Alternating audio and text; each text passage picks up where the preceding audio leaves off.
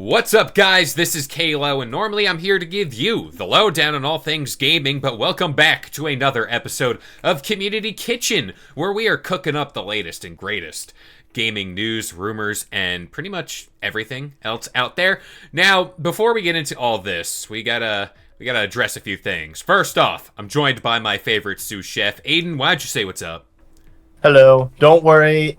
Kevin made sure to give me an attitude adjustment. He gave me my 10 whippings 10. with the nice noodle. The And wet now pool I will noodle. be nothing but positive. I promise. That's how I it can't goes. no more bashing on games that people care about.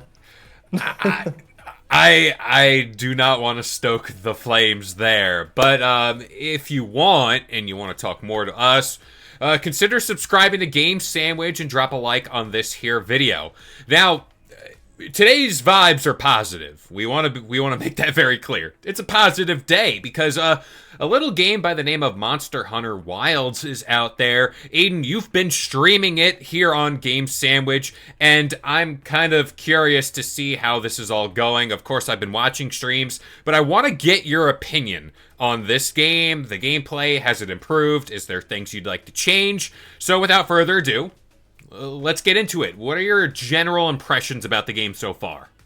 I mean, my general impressions so far, just keep in mind, I'm not done with the game.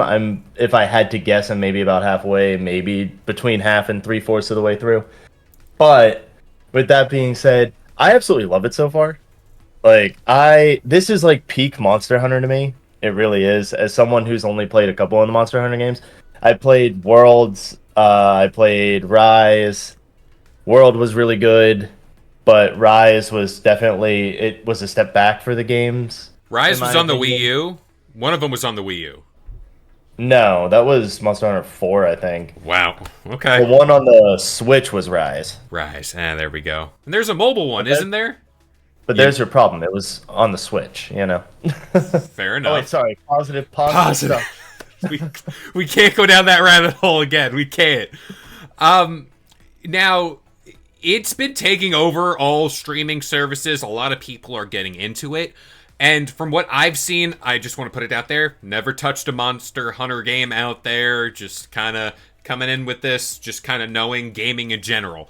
It looks like a fun time. It looks like an open world RPG, if I'm not mistaken. I want to No. clarify. No, it's not. Not open world. So Not open what world. it is it's like segmented worlds. So it's like, oh, you have this one land, there you go.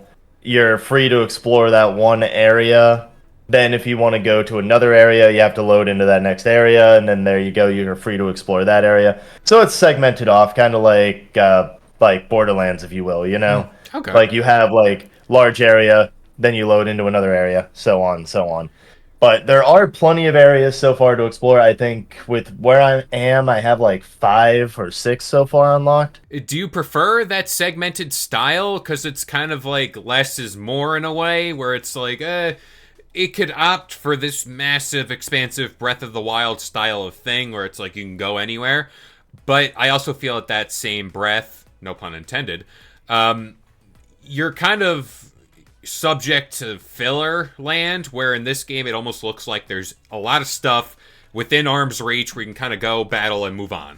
No, yeah, I mean, I kind of prefer segmented areas, really. I mean, like, I have a lot of experience with, like, playing Borderlands and stuff, with, like, the segmented lands of that game and everything, and in that series, it's really good. They pack each area with a lot of stuff that you can experience. Same thing with Monster Hunter. Like, opening area, Windward Plains, there's like 4 different monsters or 5 different monsters that you can fight. They appear periodically and everything. You can go track them down. There's plenty of items to find. There's like smaller monsters that you can hunt too in order to get additional resources. There's a lot of substance in each one of the areas. So, like, really, if you're going to pack more substance into something and without making it completely open world, then like do it, because like a lot of open worlds, they end up ultimately doing bad, and we talked about that at one point too, where like if you want to like delve into that like backlog of videos of ours. Yeah, go check them out if you're new here, by the way. But like whenever you have an open world like that, you just there's a lot of games that end up losing substance, and it's because they have to stick to a formula where it's like, Mm-hmm. oh, it has to be something has to be so close, or else people lose interest, and then if you don't have that, people don't like it as much. And it's games like Kingdom Come, for instance. A lot of people will point out, oh, I don't like the world because it doesn't feel like there's as much packed into it, but if you actually go explore the world, you do find that there is a lot in it. It's just you have to go a little bit farther to find it. They're dangling the carrot there. Now, as far as me being totally just oblivious to what's going on in Monster Hunter, is this a game where new people can kind of come in and be like, this is the new game, this is what's hot? Do I need prior context to the story, or is this just kind of like, you're a monster hunter and you go hunt monsters? Like, it is pretty much as simple as that, or am I kind of gonna piss people off with that? I mean, you can boil it down to that. That's not like okay. I'm not super invested in the lore of Monster Hunter, just so anyone's aware. Neither am I, mean, so we're both going down with this. if there's like an extreme lore that goes between like Monster Hunters like 1 to like 5 or 10 or however many there are, I don't know the exact number at this point. But if there's an exact lore that goes through all that, I have no idea. I personally don't. But each one, to my knowledge, that I have played has had a different standalone story. Okay. So Wilds really focuses on this boy named Nada who got separated from his tribe, or well, from his people, and really you're ultimately just trying to find a way to get him back home. Okay. And then the story progresses from there, but I don't want to do any spoilers or anything. But that's like the bulk, like a good bulk of the story so far that I've experienced is just trying to bring him home and obviously running into giant monsters along the way and slaying them, which is extremely fun. That sounds like a game for me. I mean, for a game I'm playing currently is Avowed, and it's set within the Pillars of Eternity world. I haven't touched one of those games, nor do I know anything about that, so I'm just kind of enjoying the game at face value for what it is. Now, speaking of gameplay and how you battle these monsters, tell me a little bit more about that. What are some things you enjoy about it? Is there anything you want to change there? So I mean, really, whenever you're whenever you're fighting, you have a bunch of different weapons to choose from. Specifically, I have the game pulled up because I was playing it earlier. But you have 1, 2, 3, 4, 5, 6, 7, 14 weapons to choose from. So you have a large number of different weapons to choose from. Each one of those has their own like upgrade paths and everything. Or different monsters will be able to create like different versions of the weapons and everything. Ooh. So I mean, specifically, like I use the bow a lot. And so right now, like I'm rocking a bow that I used. I don't want to like spoil monsters, but okay, there's a monster called a Rathalos. Okay, that makes an appearance in this. I mean, it's a pretty much a staple in the series. So like, I don't think people would be too surprised to see that if they haven't played to that point yet. Fair enough. From that though, like I'm using the Rathalos bow currently. And it just does fire damage. It's really great. Has nice piercing damage and everything. It also does like for special coatings and everything on it. It does like piercing and it does blast. So my arrows, like after a while, they like build up a gauge and then they have a like explosion that happens. Okay. Now that's really fun. Then you have like dual blades where you can attack like really rapidly by like getting real up close, and then you can also become a Beyblade and just spin on top of the monster. I mean, you're selling me on this game. Hey, I mean, if you want to be a Beyblade, I mean, Andrew's a Beyblade. You let it rip. You let it rip, as they said. I mean, he lets it rip, and then he just spins down the monster, and I'm like, well, look at you go. You got to solve it somehow. But like, I'm a fan of the bow so far. I'm also a fan of the charge blade.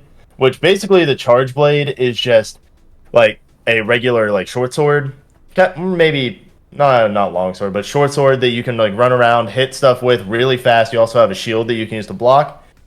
But then after you charge it up, you can put that charge into dealing elemental damage by combining the sword and the shield together to create an axe that has like really large reach. Damn. And if you hit like wounds and everything and do like a special charge, then you can cause the axe head to just spin, like basically like having a chainsaw effect as you go through a monster. Damn. Okay. I mean, Awesome. from what I've been seeing of your gameplay, I think the combat's pretty damn fun. Now, is there a class system? Because, like, based off what you're saying, again, don't really know this game all that well. You got a bow, you got an axe, swords, all that stuff. Is there a class thing where you can kind of funnel skill points, or is this more of this is your character, do whatever you want with it? No, it's more like here's your character, do what you want. It's a lot of you have to unlock different armors and different weapons by like fighting the larger monsters and everything, or like fighting more difficult monsters as you progress through the game. So like at the beginning, you're gonna only have like access to like the very basic gear, like expedition gear or like gear made from ore and stuff like that. But then once you start fighting more monsters, you'll get better gear that you can then customize. You also there's a large build aspect to it as well, where you have like talismans and you have ornaments and stuff that you can put on your weapons and your armor to buff it up and give it different abilities. So really it instead of skill points, everything's just coming from you choosing your own abilities and stuff from like different attachments that you have. Oh, all right. I mean, that's one thing with new games lately. Again, it's probably just my pea brain talking, but it's like there's almost too much in the class building aspect of it, where a game like I'm playing Avowed, like I mentioned earlier, you have like the basic here are your traits and whatever, and you can kind of build out from there. Here, it kind of sounds like the same deal in an aspect, but is there any other touching points you want to make here about Monster Hunter? Maybe give us a working, not a final one, a working final score here. Okay, so I am in the process of reviewing it, and if I were to give it a score right now, I'd give it a nice solid, like probably 8 out of 10, maybe even a 9. The Ooh. only thing, and my only gripe with it, so sorry about my attitude on it, Whoa, whoa, positive. but you know, but my only gripe with it is just I feel like the online is a bit overly complicated. Okay. I feel like they could have simplified it a lot more. Basically, how it works is like you have a squad. You can form a squad with up to 4 people. Cool. That's fine and dandy. But if you want to explore an area, you have to send you have to send specifically environmental links, and then they join you in your environment. Okay. Then if you want Okay. to like do quests, you have to disband the party and then be able to do the quest. And then while you're in the quest, if you want someone to join you, you send them an invite, or they automatically get an invite whenever the fight's available, and then they can just join you afterwards. And I'm Uh, like, they could have simplified that. Maybe just like form a party and then have the game just be kind of co-op in a sense.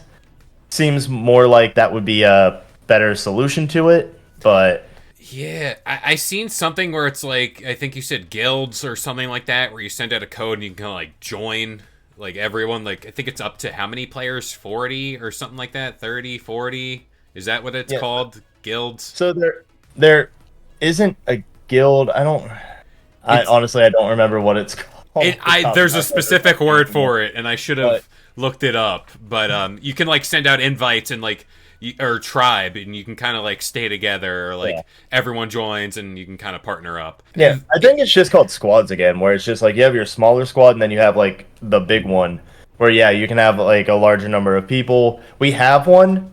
If you have been watching the Game Sandwich streams, there you go. We have one. You can join it. It's called the Munchie Maniacs. Ooh, I like that name. But but you can feel free to join it if you want to like join us on stream or anything and like want to play a little bit. Yeah, I mean that you can do too. That just kind of helps with inviting people to your smaller squad. Yeah. But I mean, like I said, the online just seems like overly complicated for some reason. At least it's not like World where you have to like redo every single quest Yeah. for each person in your party. It's So 2025. We got to get this online stuff figured out. Like, we're in the modern age. I mean, Nintendo's still using phones to have voice chat. Like, we need to figure things out this year, and then we can kind of progress as a nation together, the gaming nation.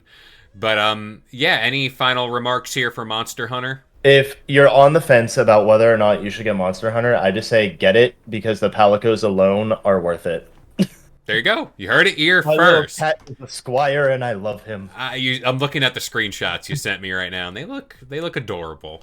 But if you want to look at those screenshots, you want to look more at our favorite games, more of our content, consider subscribing here to Game Sandwich for all the latest gaming news, rumors, and reviews. And if you want, join our Discord where we're always talking about our favorite video games and catch streams. Aiden's doing Monster Hunter. I'm doing Ark. John, I think he's doing Jack 3, which finally we pushed that propaganda here on the channel. I love it. We need more of it. But as of right now, I've been Kalo, joined by Aiden, and we'll see you guys next time. If you enjoyed today's video and want more content just like this, consider subscribing to Game Sandwich for all your news, rumors, and reviews. And we'll see you guys next time.